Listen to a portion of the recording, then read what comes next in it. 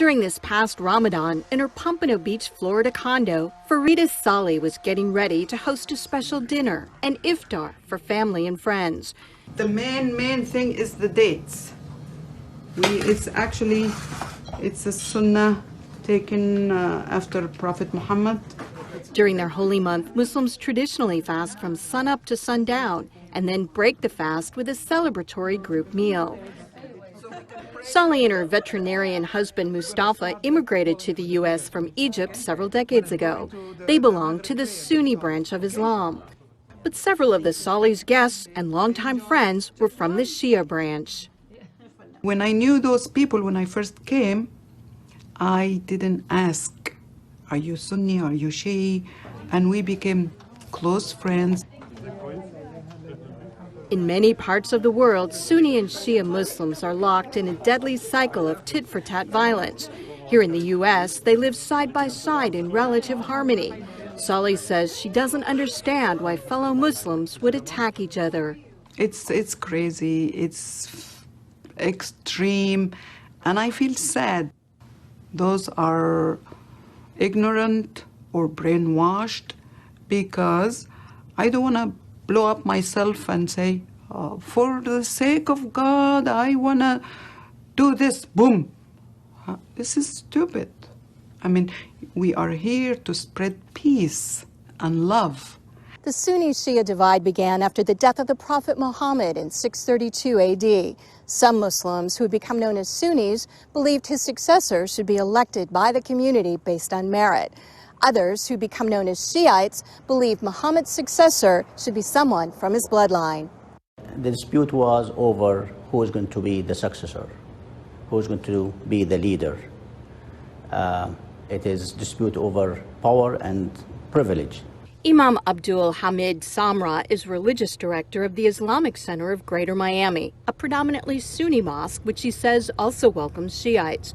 He says when it comes down to the basics, the pillars of Islam, the two share a common core. They all have the same book, which is the Quran. They all believe the same exact word, which is La ilaha illallah Muhammadur Rasulullah, which means there is no God but Allah, and Muhammad is his messenger. The vast majority of the world's Muslims, between 85 to 90%, are Sunni. Over the centuries, different rituals, traditions, and authority structures evolved between the two groups. Many observers compare it to the differences between Catholics and Protestants. Former Pakistani Ambassador Akbar Ahmed is chair of Islamic Studies at American University. The Shia tend to be more hierarchical, more centralized in spiritual authority. That is why you see the emergence of really important spiritual figures like the Ayatollahs, because they're at the top of the hierarchy. The Shia have special shrines and practices to revere historical imams who are considered martyrs and saints. We follow the Prophet and his progeny, his family, and down to his grandchildren, and take leadership from them and their instructions. Bushra Razvi serves on the board of the American Islamic Center of Florida, a predominantly Shia mosque. Who would know you better than your own family? So that's how we kind of feel that, you know, whatever is been passed down to us through the imams, through the Prophet's grandchildren, that's the religion of the Prophet. Allahumma salli ala Muhammad wa ali Muhammad. While the two groups offer many of the same prayers, Shiites and Sunnis often hold their hands and arms in different positions. Many Shiites pray with their forehead on a small earthen object called a turba. Some in the Sunni community strongly object to the use of the turba and the Shia devotion to saints. Many U.S. experts on Islam argue that those differences are relatively insignificant. Shia have very minimum theological differences with the Sunnis. Minimum theological. They're largely political and largely ethnic. The Shia tended to be based in what was Persia, the Persian Empire. The Sunnis tended to be based in the Arab world. And that division still prevails. Today, Iran is the dominant global Shia influence and Saudi Arabia the dominant Sunni influence. While there have been extended periods and places where Shia and Sunnis have lived together in tolerance and peace, in recent years, old rivalries have come back with a vengeance. At the end of Ramadan in July, hundreds of Muslims, mostly Shiites, were killed in a spate of sectarian attacks in several countries. You're actually seeing Iraq almost fragmenting as a state. Syria is being challenged as a state.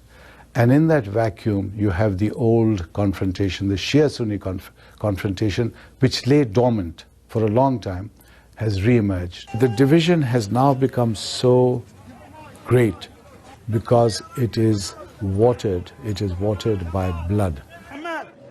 So far, those bloody conflicts haven't spilled over to America. Scholars say that may be in part because both branches are minorities here. Tiny communities don't find it useful to kill each other because they're already so tiny in number. Secondly, we are in America. America is genuinely a pluralist society. So you have every kind of group here, every kind of opinion. So in this environment, the confrontation, the stark confrontation between Shia and Sunni is blurred. Also, for second and third generation American Muslims, the old sectarian divides from abroad become less important. Nazneen Zaidi is a Shiite who was born in Florida. When my parents emigrated here in the late 70s, there was no Shia mosque here. And so their first friends were all Sunni. And so my first introduction to Islam was with their Sunni friends. Zaidi teaches at a Sunni school where she says she's been warmly accepted.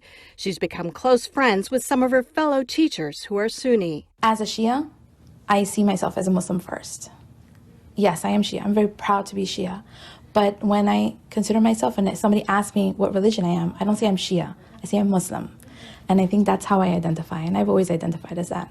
Still, there have been some tensions between the two communities. Razvi says sometimes Shiites have not been welcomed at Sunni mosques. It does happen occasionally, but then it's a small segment of people that I personally feel might be ignorant because they may not have ever been exposed to some Shia people in their community or in their circle of friends, and they just think that whatever you're doing is wrong. This past Ramadan, her Shia mosque held a special prayer service where the two communities prayed together and then broke their fast together. It's become like an extended family. There's Shia, there's Sunni, there's men, women, children. And since it's an open environment, you feel more comfortable. Some worry that tensions could escalate as the U.S. Muslim community grows. Imam Samra believes any lingering prejudices can be overcome with education. A lot of those people, those extremists from both sides, they use people with less education, they use ignorance. He says his own faith has been enhanced through knowing Shiites. We respect one another, and hopefully we understand and learn from each other. And especially when it comes to something good, I would love to take the good thing from anyone. Many U.S. Muslims say the good Shia-Sunni relations here could be a model for other parts of the world. But Ambassador Ahmed fears that image gets overwhelmed by the anti-Muslim rhetoric of the current political cycle. The Muslim world looking at the United States is actually seeing images of Islam under attack. Nonetheless, he believes the positive message of Shia and Sunni living together in peace is one the world desperately needs to see.